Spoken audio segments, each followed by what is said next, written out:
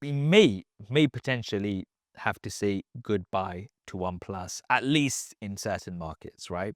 So this is based on a report from Android Headlines, which has been a little bit controversial because it was initially seemed like it was written by AI, and then they did clarify that it's been changed. And some of the article, they had basically had AI assisted materials, right? So they had AI assistants, they said. So that's why it kind of threw off.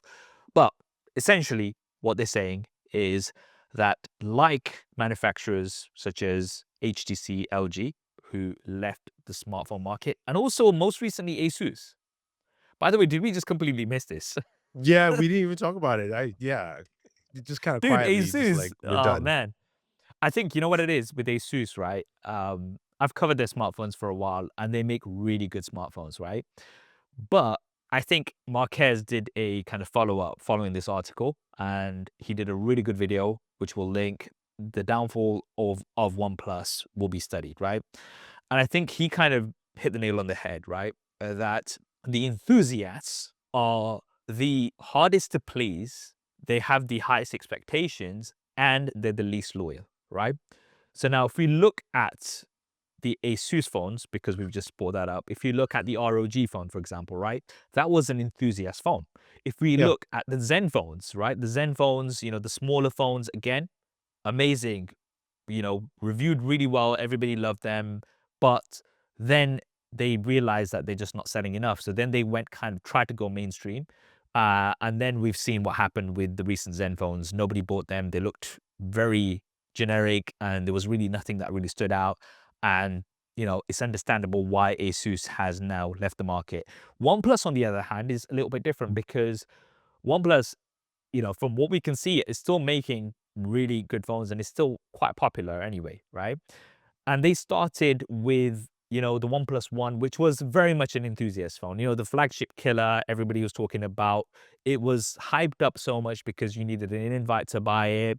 There was so much hype around that device. And then obviously they started, I think the peak they reached was when it was the OnePlus 7 Pro. Hmm. You remember that's one of my favorite phones as well. It just looks so good with that blue color, with the pop-out camera and things like that. Yeah. And then since then, they've kind of, tried to go mainstream. And I still really like OnePlus devices. They generally make my top 5 lists, whether that's, mid-year or end of year. They make some amazing, amazing smartphones, but from what we're reading here, there's speculation that because of lower sale numbers, that OPPO might be kind of taking them back under their wing and just kind of slowly dismantling OnePlus and kind of sticking to OPPO devices. So that's what it's looking like right now. And if that is the case, then dude, I'm genuinely upset because like I love OnePlus phones. I have thoughts. I mean, just going back to the ASUS conversation quickly, you're right. Marquez definitely his video really hit the nail on the head because one of the things that just launched recently that I'm trying to cover the device on a release of a device called the Win 100, I think. It's a gaming phone that's part of their main line. But if you think about the way the phone's constructed, they just basically said, okay, look, now that we're running big batteries left and right, put a 10,000 milliamp battery, and shove a Snapdragon, and we'll get one of our cameras in there and just throw in and call it a day. Because of how good the processor is, you don't need to do any special overclocking like you did with the ROG phones. And this is basically when you look at the phone, it looks like it's a sum of parts that they already have. So Hmm. they don't need to actually go in and they can call it a gaming phone and they'll be happy with whatever sales they get from that, right? So people like the ROG phone, the Red Magic is the only one that's like alive and surviving. But then again, they do special quantities. They still stay in that lane. Hmm. Going over to OnePlus and hearing, just seeing the article and hearing that this might disappear. Yeah. I blame Oppo. I don't I so Marquez is right, but I blame Oppo. And I blame Okay. them for one very distinct reason. When you buy a company like this, and we knew you're buying this for the US market, your marketing has to change. You have to come out and say, this is the phone for America right here.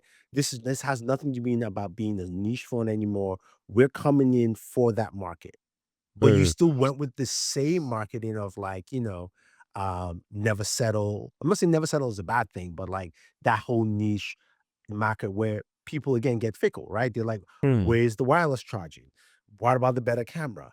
Where's this? Like these all these complaints left to right. Instead of OnePlus moving and saying, no, we are now big boys and we're going to play hard in the big boy arena for you to do Yeah. that. And you've noticed, if you look at Motorola on the other side, Motorola has not done that except when it comes to foldables. Because they were smart to go, look, we own the budget, but we can jump into the foldables and play in that game because there's only Samsung there. And that is almost a distinct look at a company who decided we know how to play this game. While OPPO was basically going, hey, see what you can do, instead of like trying to do something, particularly in that space. I also think with OPPO kind of going a lot more global, and having OnePlus devices that essentially look like OPPO devices, right? They don't really look unique. They're like, okay, this is just a rehashed OPPO device. And we talked about this where, if you look at the OPPO Find X9 Pro and you put it up against the OnePlus, they look practically the same, right? So there isn't anything too distinctive now for OnePlus devices. I still think it's salvageable. I still think that they could, kind of come back. And, for reference, OnePlus has responded to this article and, OnePlus North America continues to operate with full guarantee of users after sales support, software updates, and rights commitments, right? But that statement also kind of says, don't worry, the phones you have right now will carry on working, but it doesn't really, kind of give us confidence that we're gonna get the the OnePlus 16 or anything like that. You know what I Like mean? that, yeah. No, no, true. It it So it doesn't.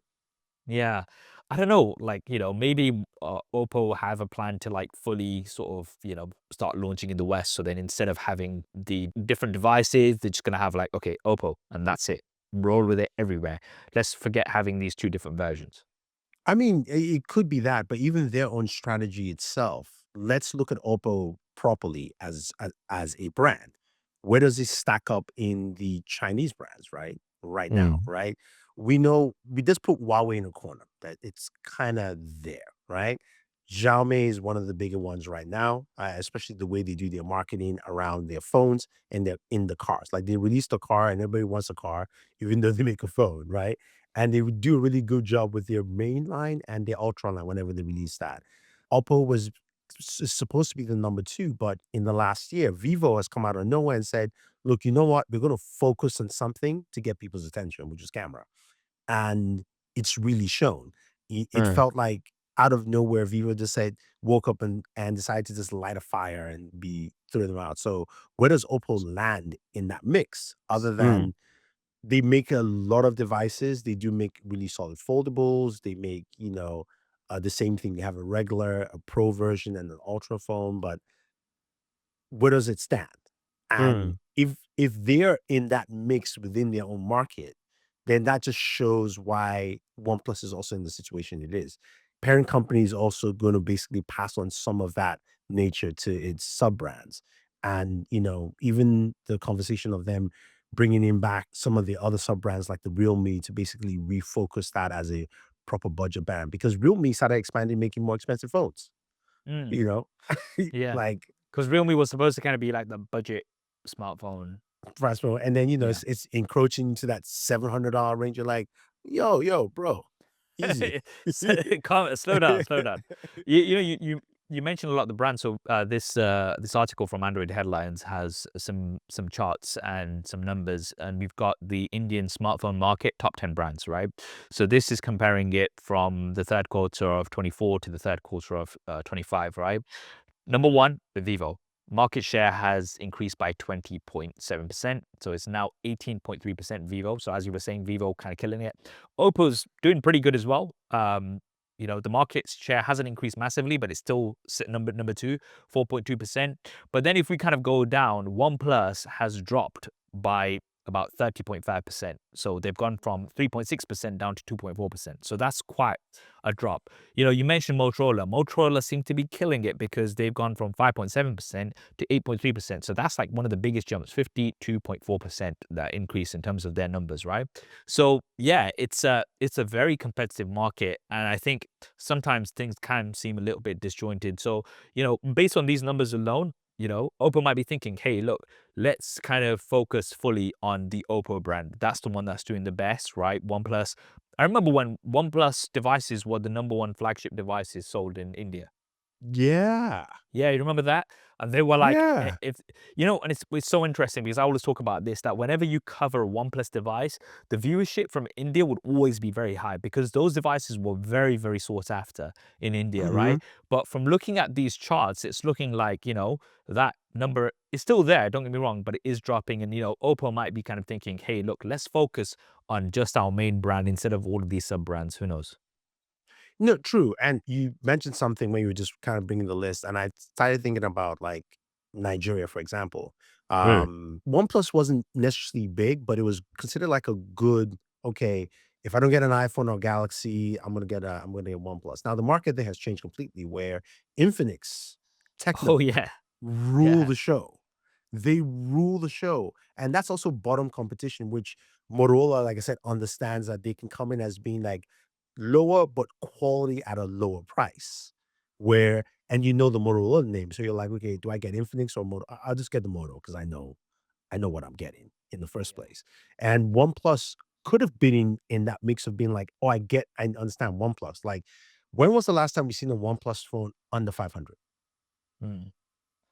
Well, we've got the Nord series.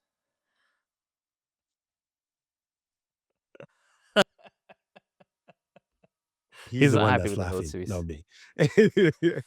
Hey, look, I saw, look, to me, like OnePlus, it's so interesting because there was a point in time when all of my brothers, we all had OnePlus phones, right? Okay, Uh-huh. and OnePlus phones. One of my brothers still uses a OnePlus phone. They are good phones, right? They're reliable. They have good software. ColorOS is now kind of adopted a lot of the OxygenOS that we had and made it fast and smooth. Um, I think one of the areas where they've really not shined is around the cameras, but they do make good phones, and it would be a shame to see them exit, right? And I think it'd be more of a hit, and which is why so many more people are talking about it compared to ASUS. Because look, ASUS make the best laptops. They make amazing the ZenBook Duo. What a laptop, right? They are very good at a lot of things, monitors, so many things that they do amazingly. On the smartphone side of things, they did It really wasn't that well, thing. but it was for a niche, right? It was for a niche. So that niche, as soon as like, okay, I honestly, I only heard about this on this article. Like, this is the thing, right? Hearing about ASUS leaving the market, I didn't even know because it wasn't that much of a big deal. OnePlus, on the other hand, I think there is a lot more love for OnePlus, and it's a lot more well known as a smartphone brand. So if they do exit, it's gonna be sad. I hope they don't. Let's see. These are obviously early reports. Nothing's been confirmed as yet, but who knows? Yeah, it will feel like LG exiting, but a little bit on a softer spot where you're like, man, I wish, it did better. So hopefully that's not the case. Hopefully we get a restructuring focus where, okay, if OnePlus, they might just kind of go, okay, you know what, US, UK, that's it, nothing else. And the rest is Oppo, which I'm fine with, but just Oppo, give us some more Let's commitment. see. Please do. I mean, on that topic, you made me a little bit emotional because you mentioned LG and also HTC. I mean, come on, man. Oh, HTC, my HTC, first HTC one, that one hurt. dude, HTC was my first Android smartphone, the HTC Desire, right? My first Android smartphone. Absolutely loved that thing. Used it for so many years until it barely had any legs, right? And the HTC M7 was it, right? The design, it was there. It had the speakers. Dude, HTC were awesome, and it was very, very sad to see them exit the market, right? LG, dude, you know what? I actually have to apologize to LG because when they announced the LG Wing, I was just like, come on. Like, I was actually making jokes about it. Like, who wants this I phone? remember. Yeah. Yeah. And then when I got it, I was like, you know what? This is actually really cool, right? I could actually see myself using this because It flips open. You're still holding your phone in portrait, and you can see in landscape. And I was like, you know what? This is actually really good. And I was like, I'm sorry, LG. I'm sorry that I, made fun because obviously that was the reason because I made fun of the LG wing is why LG shut down. Obviously, I'm joking, right? But like I just felt really bad because obviously the timing of it was so bad. I was just like, why was I making fun of it? This is actually a really cool piece of tech, and it's nice that LG are trying different form factors and stuff like that. And here was me thinking, oh, why would anybody want this? And I was like, oh, actually, I want this when I got to use it. Oh man, I'm sorry, LG. I'm sorry. Oh my god, man. Nah, I mean, LG had missteps that I think, boiled down to just some manufacturing and some design choices that users just didn't connect with, well, in regard. But the wing was a nice last-ditch effort. I felt like if it had come up earlier, would have been Hmm. great. Like, 2 years Yeah. before the wing came out, would have hit. But at that point, everybody just kinda looked at it like, and now we all go like, 'cause the wing is like a pre-foldable foldable in a sense. 'Cause, you get multiple aspect ratios, for this device, which is cool, but man, man, it's Man, it's getting smaller. It's getting smaller in the I space. know, man. We like to see competition, and it's going to be a shame to see, others go, which I hope they don't. And again, OnePlus, please stay. We love you. We'll, I mean, we do. This is the thing. We use their devices all the time, right? We've been covering the devices quite extensively for quite some time. So, it's not our fault because we actually really like OnePlus devices, right? I So, love it. It's like, don't blame me, I swear yeah, it's don't not blame me me. because we've been covering them for ages, and we've actually been like genuinely like, and I recommended the OnePlus 13 last year as well. I'm like, you know what, like for the deals that you're getting, because when you actually compare it, like people a lot of times compare the cameras to the likes of the Galaxy S Ultra device, right? But it's like, yeah, but then this is like $500 cheaper, dude. So it's like Yeah. you can't. It's not really an apples for apples comparison. So like, yeah, the cameras are not as good. Yeah, I say that it's not as good, right? But you're paying $500 less. So that's not a fair comparison. You can't compare it to that. You have to kind of compare it to something that's more on that same price level, right? But anyway, we're gonna be going on for ages on this. I know. So let's just say OnePlus, we hope you don't leave, and it will be very sad if they do. I hope you enjoyed that clip. If you want to hear the full podcast episode, then that will be linked down below. And if you want to see more clips like this, then be sure to subscribe and hit that bell icon so you don't miss them.